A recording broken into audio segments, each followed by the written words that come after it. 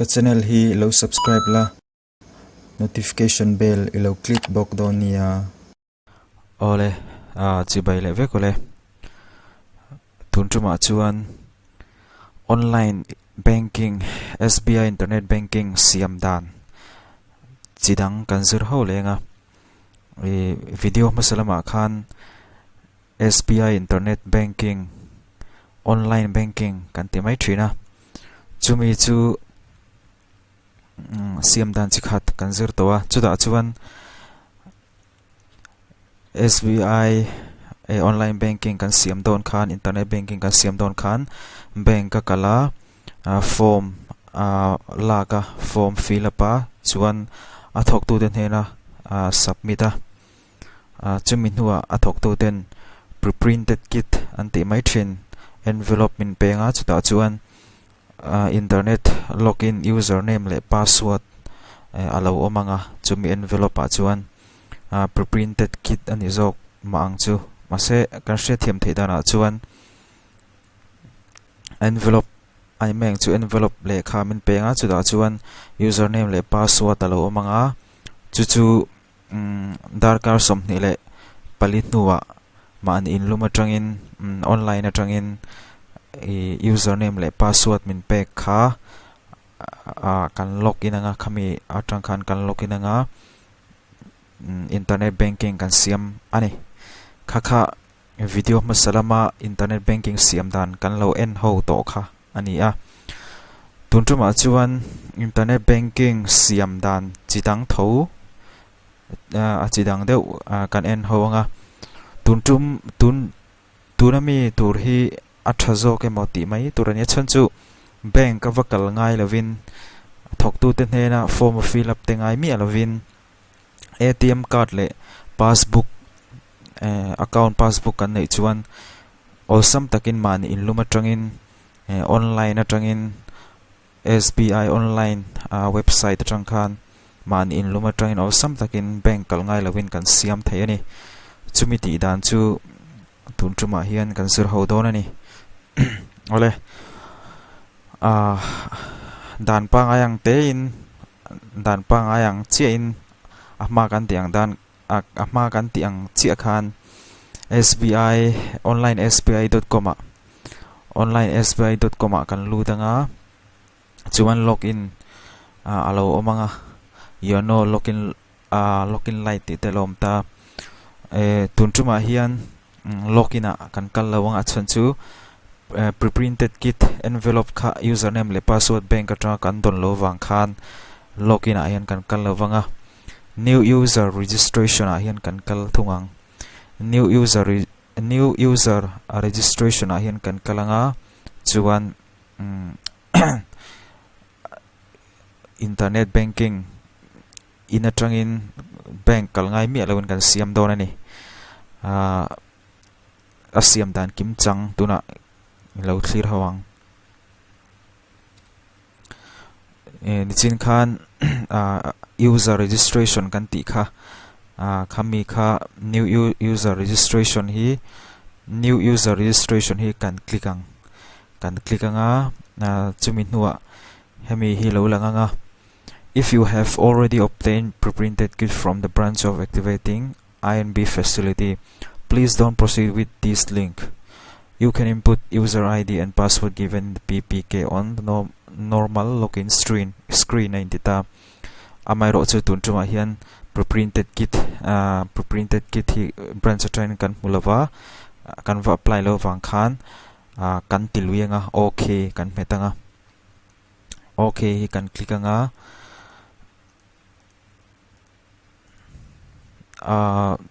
chumi nuwa okay kan click nuwa nei hi lo langta user drive and registration new user te lo langta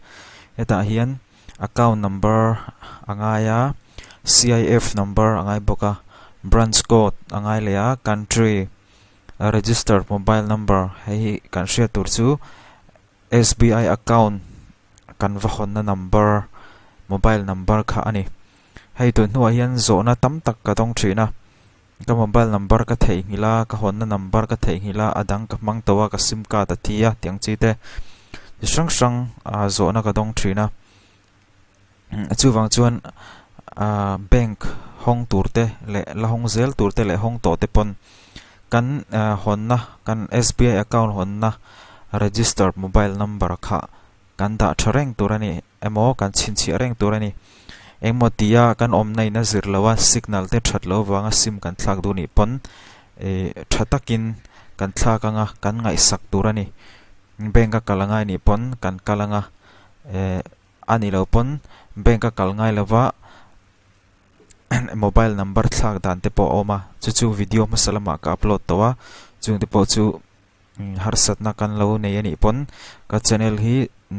in lo subscribe anga ti chuan video ka upload to zong te po osam takin in enle thei don ani chu kan soi bellok ni sela facility required a hian select transaction right ti te katiang chi te khalom le a chuan khang te khani account number hi kan type blut photanga I kan rechewanga kan account number ani maya chuan SBI account number CIF number chu passbook kan passbook khana omanga CIF number ti kha chu kan type blut anga branch code hi branch code chu a in ziak veka eng lawa khan passbook chu po chu kan type blut anga kan mul kan shrelawani chuan get branch code branch name a hian azon the ni hemi kan account number le CF number kan click nu chuan get branch name ti kan click chuan automatic heta hian branch code alo lang don ani chuan country India ni maya chuan in kan fill up thase langa country India kan ti towa registered mobile number kha kan type lut lenga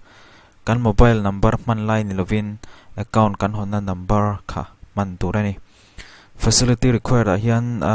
full transaction rights limited transaction right le view rights oma eta hian full transaction rights isele ka ngachan chu limited transaction rights ani chuan afam kim laba view rights kan ti pon a transaction le transfer te ti thailo chuan full transaction rights ti khai select turani full transaction right select anga chuan submit ti metang submit ti khai metanga chuan enter one time password OTP hemi hi enter one time password sent to your mobile number india hemi nichina hemi hi kan submit rule che hian hemi number a hian register mobile number a hian one time password kan dongang one time password OTP mobile number kan don kha heta hian kan chulu tanga chuan confirm kan metleng kan chulu tanga confirm kan metanga chuan option pani alom lenga I have my ATM card online registration without branch visit and ATM card kan nei chuan online registration kan ti theya branch vakal khelo khan ATM card details address a number le khatiang pin code le validity tiang chi de fill up khan a details ATM card details mang khan branch avakal lawin bank avakal lawin online in kan ti theini chuan ATM card kan nei lawani ero chuan branch kalin activation kan vati tirangai ni tuna hian ATM card manga siamani wangin I have my ATM card ti kan klikang chuan submit kan metanga chuan hei lo lang ta card number ATM card number ani maya I ATM card number I chulu tanga valid true or expiry date kha ATM akhan ombokanga card holders name ming ATM card ming khani maya awmanga holders name ATM pin kha digit li khai chulut liang chuan character hi I chulut le bokanga chuan proceed I metanga chuan temporary username for internet banking hi heta hian I dongang screen a hian a ron lang anga chuan mobile registration mobile registration iti na mobile number a khan idong bokanga SMS in hi idong anga username hi chuan hemi website kan ti na hian screen in hemi hetiang hian kan dong bokang chuan temporary username kan lo nei ta a enter new login password an ta heta hian password ta na kan du ang chi kha kan chulu don ani kan du danang takin amero chu heta hian terms and condition om ve a du duwa ming ringot lo type lu thei ni lawa heta hian password hi what riat atanga wasom ni inkarani tura ania chuan password kan chutluwa khan thil pathum a in pol tur ania chung chu digit tekati number omanga chuan alphabet omanga chuan special character khang pathum te kha in cho polang omzia chu moya iminglo ni ta se moya ti kha alphabet ania chuan mo khatiang chi slash mo character ang chi hetiang hi khatiang /n tiang chi star tiang chi kha special character aniang kha idanga anuwa number ipian kum mo birthday mo 1990 1968 1738 tiang chi te akai mangang chuan moya moya 1993 ti vela lo ni tanga I password tur chu kan soi tong khan alphabet le special character le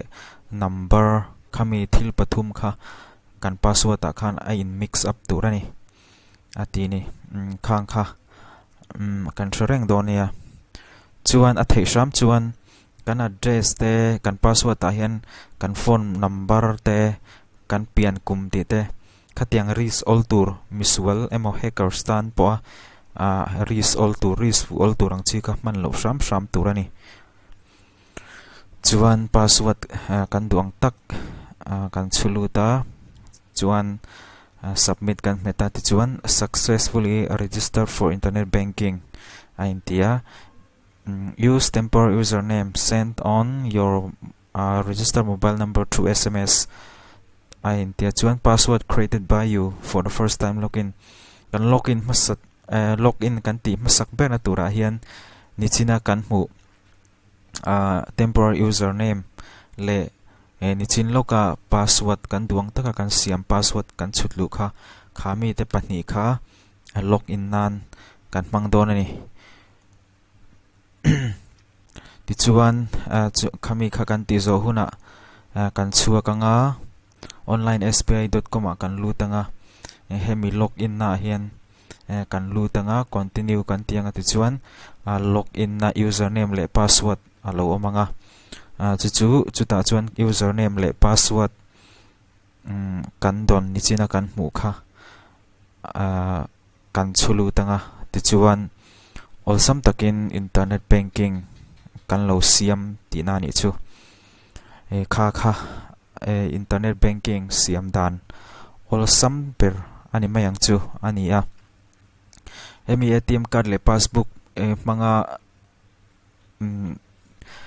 manga siam ti lawa hi chuan online manga siam dan tho ni china kan soi tong khan bank avakala pre-printed kit khami akhan username le password omta khami khavala ka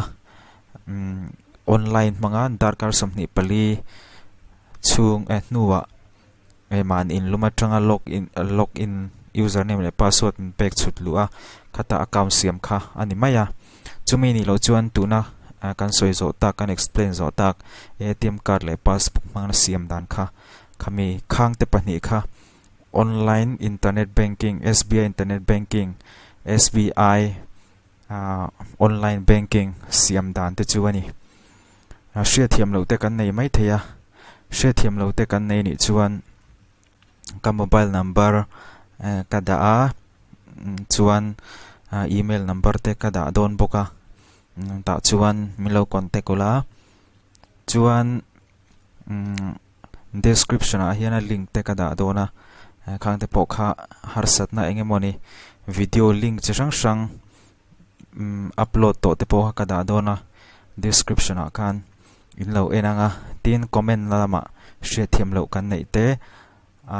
next video upload tur kan duang chi te kan nei ni chuan comment na kan ziak lu don nia kan comment theu don nia tin atobera hetiang video tutorial video ang chi te hi fi fai taka kan mu theinan chuan YouTube kan en rengin tuna kan mong hian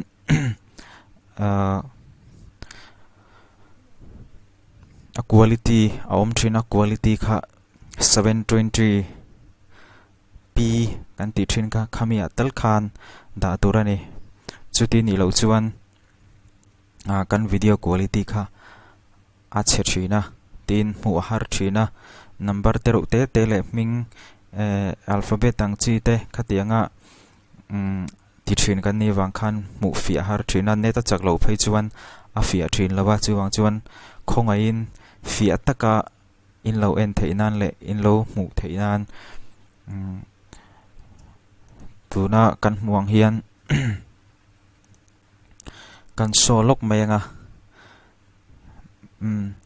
tuna hian video kan enta heta hian a quality omta hei 720p ni ta 480p 360 240 144 anta hetiang tuna tutorial ka siamang chi hi fi ataka kan en theina chuan alo bera 720 a ti hian a fi ani 720 mo 1080 emotal in lo da thin don nia chuan tha kan ti ni chuan kan thian te a shetur ho a kan du te nena